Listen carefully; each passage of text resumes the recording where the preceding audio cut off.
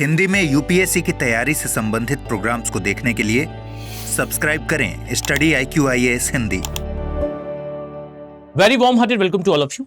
मेरा नाम अभिनव बोरे है, आप देख रहे हो स्टडी IQIAS हिंदी।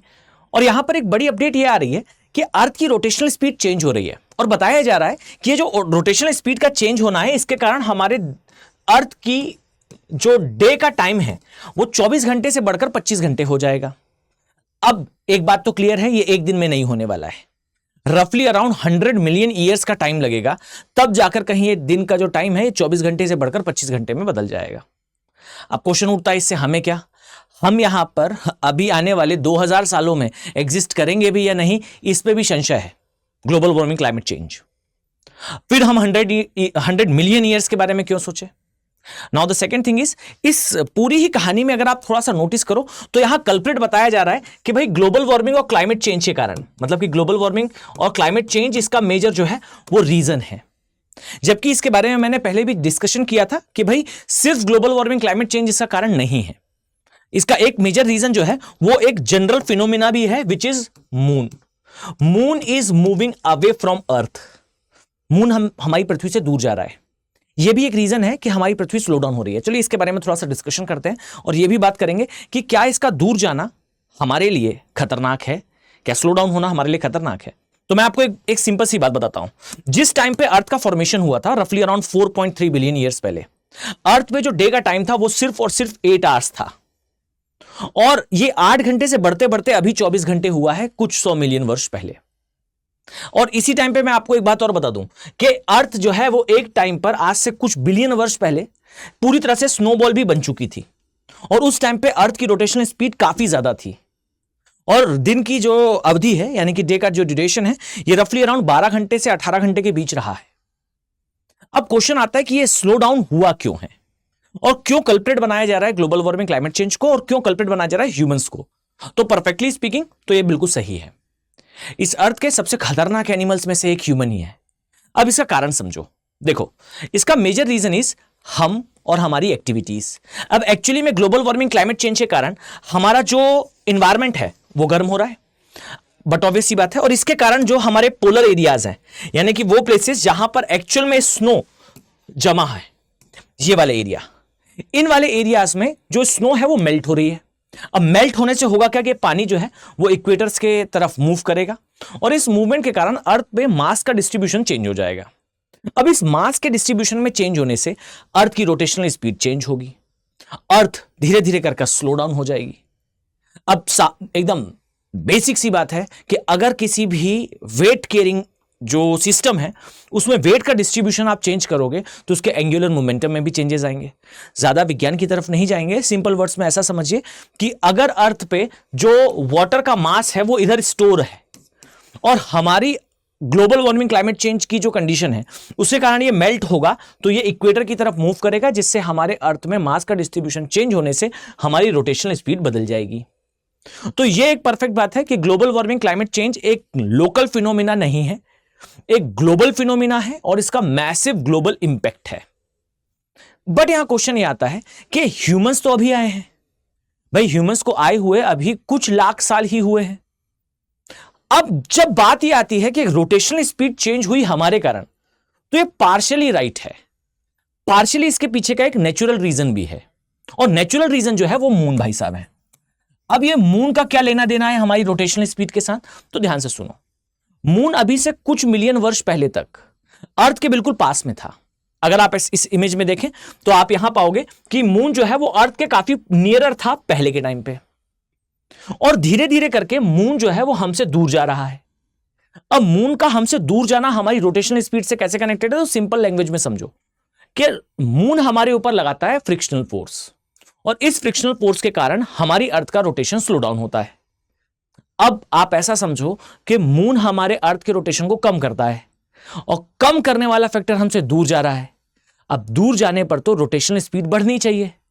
भाई वो ब्रेकिंग फैक्टर जो कि अर्थ के रोटेशन को कम कर रहा था वो हमसे दूर जा रहा है, तो रोटेशन तो बढ़ना चाहिए। बट यहीं पर आता है एक दूसरा फिनोमेना। मेक श्योर कि ये जो ब्रेकिंग फैक्टर है, यानी कि हमारी रोटेशन की स्पीड को कम करने वाला फैक्टर है, ये डिपेंड इस बात पे करता है कि हम रोटेट किस गति से कर रहे हैं।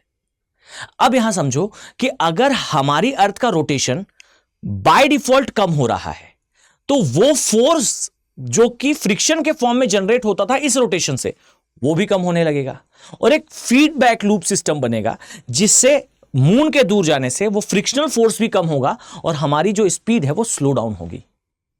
थोड़ा कंफ्यूजिंग है, आराम से सुनेंगे तो समझ जाएंगे।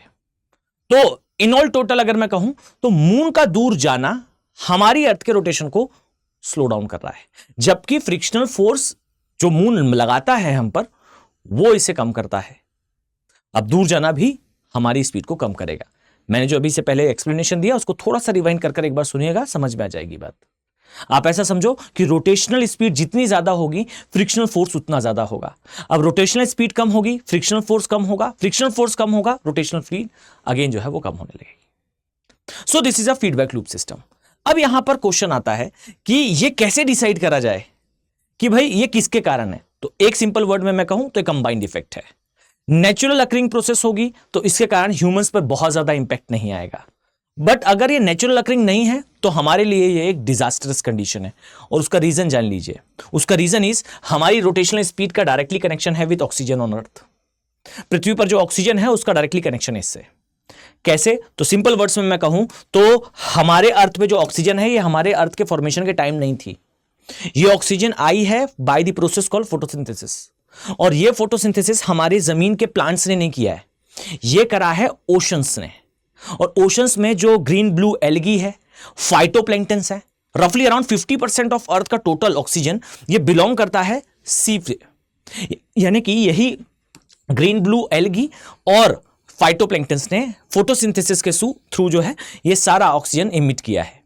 अब यहां पर काम की बात यह है कि अगर डे का ड्यूरेशन बढ़ता या कम होता है तो फोटोसिंथेसिस का रेट भी चेंज होता है।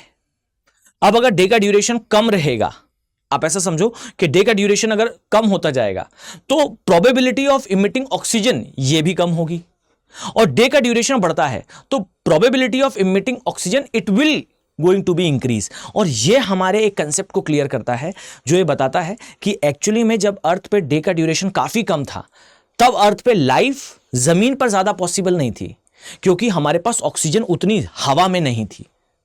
और ये हवा में ऑक्सीजन तब आई है जब हमारा डे का ड्यूरेशन बढ़ा है। तो आप ऐसा कह सकते हो कि हमारे अर्थ की रोटेशनल स्पीड में चेंजेस के साथ हमारे अर्थ के एटमॉस्फेयर में ऑक्सीजन का कंपोजिशन हो या फिर हमारे टोटल एटमॉस्फेयर का कंपोजिशन हो, it will going to be change. अब अगर ये चेंज होता है, ऑक्सीजन बढ़ती है, कार्बन डाइऑक्साइड कम होती है, तो फिर एक रिवर्स फीडबैक लूप सिस्टम भी बनेगा। अब ये रिवर्स फीडबैक लूप सिस्टम में अगर कार्बन डाइऑक्साइड कम हो रही है तो ऐसा हम कह सकते हैं कि इसके कारण क्या global warming, climate change control होगा। ये बहुत आगे की कहानी होगी, इसलिए अभी हम वहां तक नहीं पहुंच सकते कि क्या इसका एक लूप सिस्टम ये भी बनेगा कि आने वाले कुछ हजार मिलियन वर्षों में अगेन जो है वो कार्बन डाइऑक्साइड का परसेंटेज कम होना स्टार्ट हो जाए। तो बच्चे, मैंने कहा इसका स्केल बहुत लंबा है, ये स्पॉन्टेनियस आज या कुछ 100,000 साल में होने वाला इवेंट नहीं है।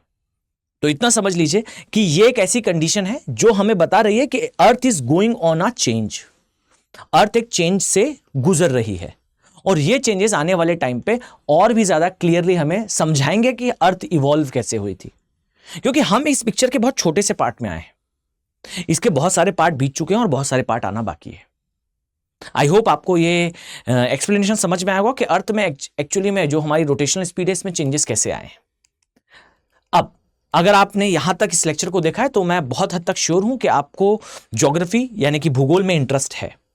So if you have interest in geography, we have options. आपके पास जो है वो एक विकल्प है कि आप वैकल्पिक विषय के रूप में ज्योग्राफी को ऑप्ट कर सकते हैं, आप ज्योग्राफी को चूज कर सकते हैं। ज्योग्राफी ऑप्शनल के batches are available. Let me show you कि हमारे जो ऑप्शनल के बैचेस हैं इसमें अभी एडमिशन ऑन है। 4 जनवरी तक इसमें अभी सेल भी चल रही है। एनरोल करना चाह रहे हो तो easily you can enrol. Second is हमारे जो प्रतिज्ञा प्लस बैचेस हैं, आप इनके साथ भी जुड़ सकते हैं। ये टोटली आपको फुल फ्लेजेड मैनर में यूपीएससी के सिलेबस को ना केवल कवर कराते हैं, इसमें मेंटरशिप भी है, एसआईपी का कोर्स भी इंक्लूडेड है, और आप इजीली इन कोर्सेज का पार्ट बनकर अपनी यूपीएससी जर्नी को स्मूथ बना सकते हो। एक बात का ध्यान रखेंगे कि जो भी प्राइसेस आपको यहां शो हो रहे हैं और जो भी वैलिडिटी का आपको ऑप्शन अभी यहां दिख रहा है, this is only up to 4th of Jan। Simply by applying AK life code, आप इस कोड को अप्लाई करो, गो फॉर दैट।